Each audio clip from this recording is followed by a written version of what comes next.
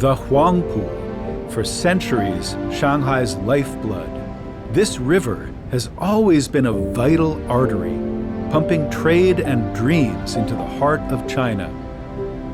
As we glide toward the Bund, imagine a different era. The roar of steamships, the shouts of dock workers, and among the new arrivals, a young, aimless college graduate named Jack Belden.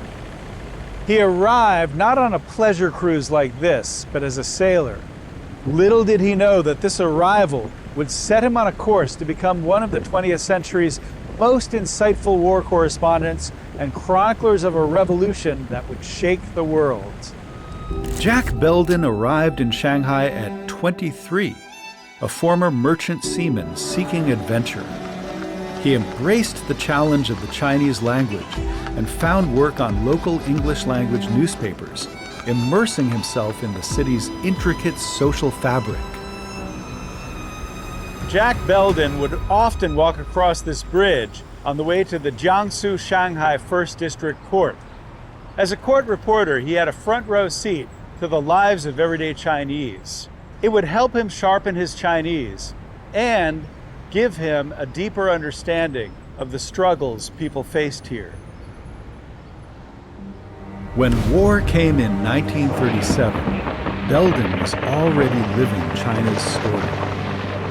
Hired by United Press, his Chinese fluency gave him direct access to the front lines, witnessing the brutal invasion firsthand.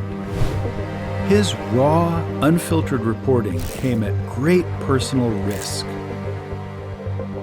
This dispatch in May 1938 characterized his style of reporting.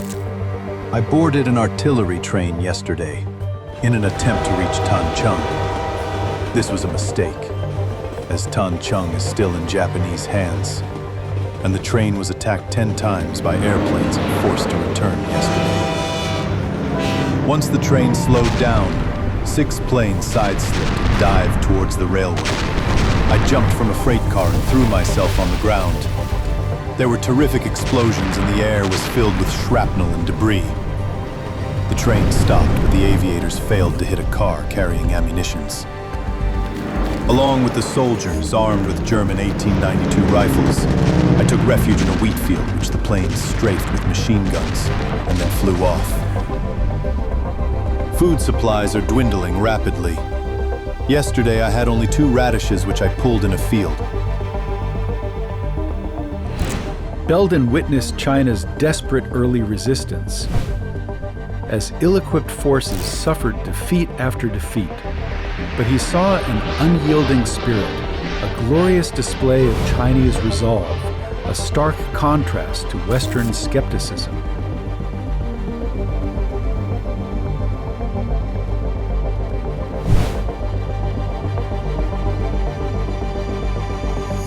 By 1938, Jack Belden had traveled 10,000 miles through 9 provinces, earning him a reputation as China's most intrepid war correspondent. But he was restless, determined to understand the forces shaping the conflict. When he learned of a Chinese army still fighting near Shanghai, he embarked on a perilous journey to reach them, the legendary New Fourth Army. The trip wasn't easy, as he described it. I was riding on a bamboo raft in the early morning light and slowly drifting downstream. I had never been on a bamboo raft before. As soon as I stepped onto it, my feet got soaked through. The weather was cold. A thick mist hung over the water, and in the chilly and damp air, I couldn't help but groan, longing for a bit of sunshine. The bamboo rafts traveled for 8 hours. Finally, following a path around the mountain, I reached the base area of the new Fourth Army.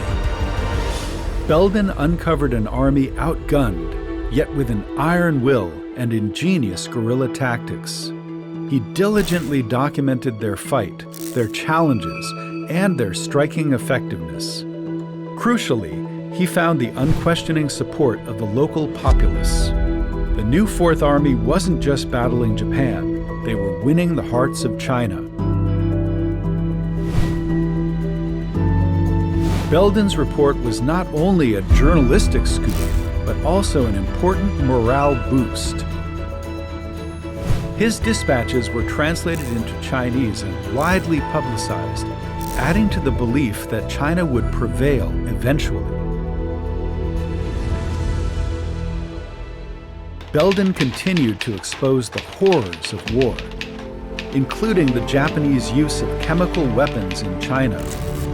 He then moved on to the European theater during World War II, solidifying his reputation.